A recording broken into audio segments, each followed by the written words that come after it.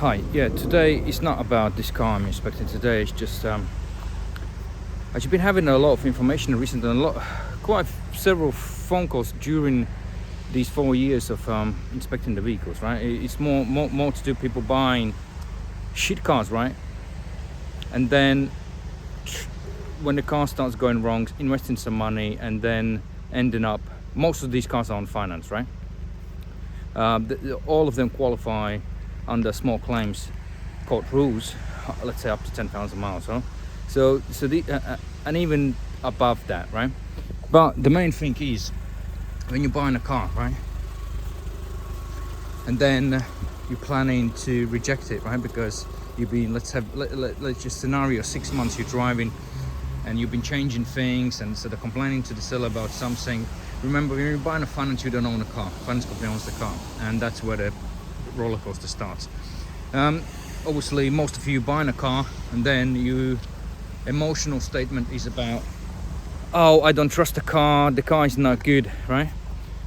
And etc. And then you're thinking somebody's gonna take your car back, and you will have an easy life.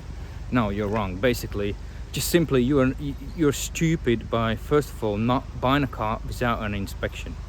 So especially most of these people, they don't have anything about they don't understand anything about the cars, right? Or they just simply drive, right? But when they come to the litigation costs, I will guarantee you none of the small solicitors will take your claim on, because it will be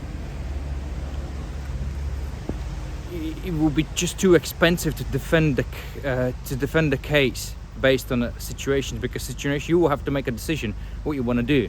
It means you will need a proof to make that vehicle is not in a satisfactory condition, right? Let's just make it simple. But you don't know how it's going to turn out. So if you're the person who doesn't have any mechanical knowledge, right, and you just assume based on your emotions, oh, the car is no good, no one will take your car back on based on your emotions. You will just end up like an idiot, basically, right?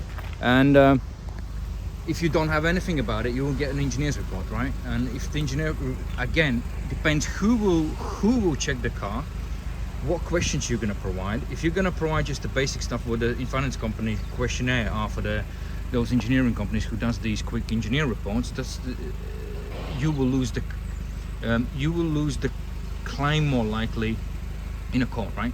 Even if you get a cheap engineer's report somewhere, you think, oh, I will pay somebody £100, he's going to do a report for me, right?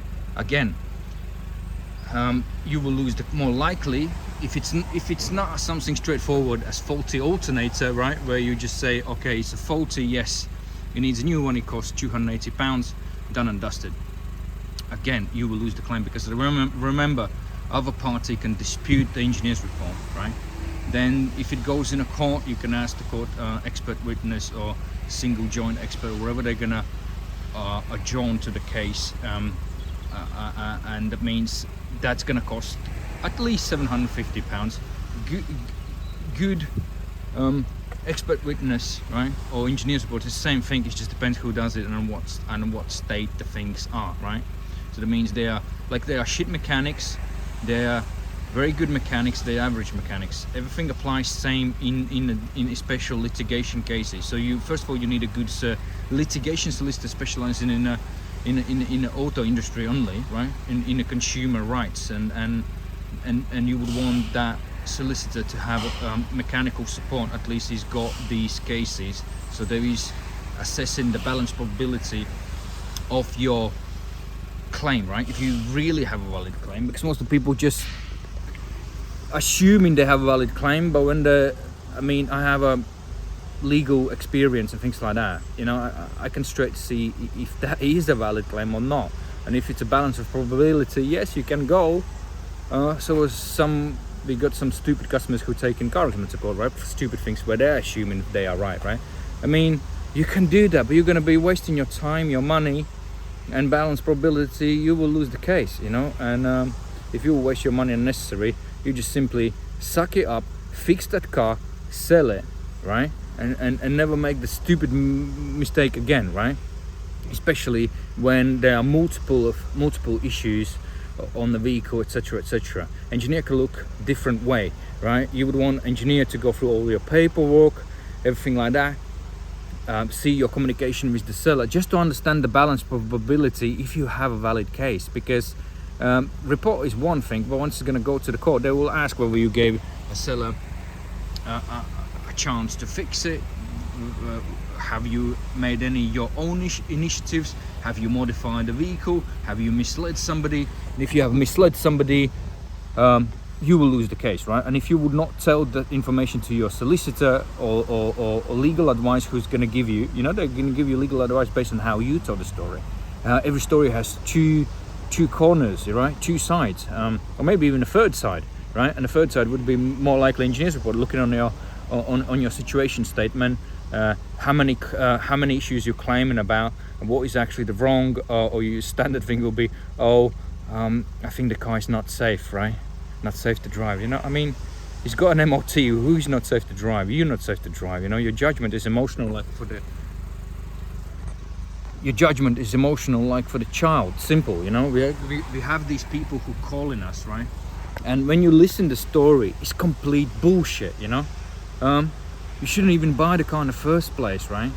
And you've been fixing, you've been doing something, putting tires on, then you've been doing something else, sorting out the leaks, and your car is shit. You shouldn't be buying it in the first place. The finance company owns the car now, so you will have to bully the finance company to, if they are a valid case, right? Again, it gets messy. Then you will end up suing finance company, going through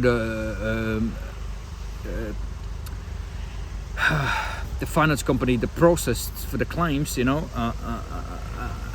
it's just bullshit, basically. Remember, don't buy something you don't need, right? Do the inspection, check the vehicle is not junk, right? Get appropriate extended warranty, right? And don't just rely on sellers' consumer rights stuff, right? They are consumer rights, but when they got messy, and no one will take your car back, you will end up going to the small claims court, unless you have a very good engineer who can write a good report. But that good report will not cost you cheap money. Good report will be at least from £500. On a CarExamer we charge from £270, but all depends how complicated is your case. If I have to spend a day reading the paperwork and understanding logically whether you have at least a valid claim, whether you're not lying, and what seller have done, have you followed at least the basic principles of the Consumer Rights Act, if you are qualified, and if you're not a business customer and you haven't bought a vehicle for the business purposes, and whether you're a limited company, again the things changes drastically. So check before you buy. Don't be stupid, because majority of people making a stupid mistake by just simply buying something. Remember, you're buying a used car. It can be a junk with multiple issues, and if you don't check and you're buying the junk, it's going to be your costly problem. And if it's your last money, and if you're borrowing, especially if you don't have money with a extortion interest rate on that stupid finance, then you're just an idiot.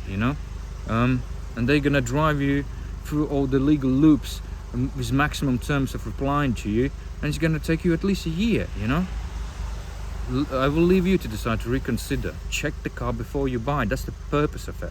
That's the most easiest way to do it. Negotiate the best price, allow seller to fix it. If the car is in a good condition, in consumer rights, in satisfactory condition, fit for purpose, right? So, and there's nothing majorly abnormally wrong at the time of the inspection, and you're getting appropriate extended warranty. Most people don't, right?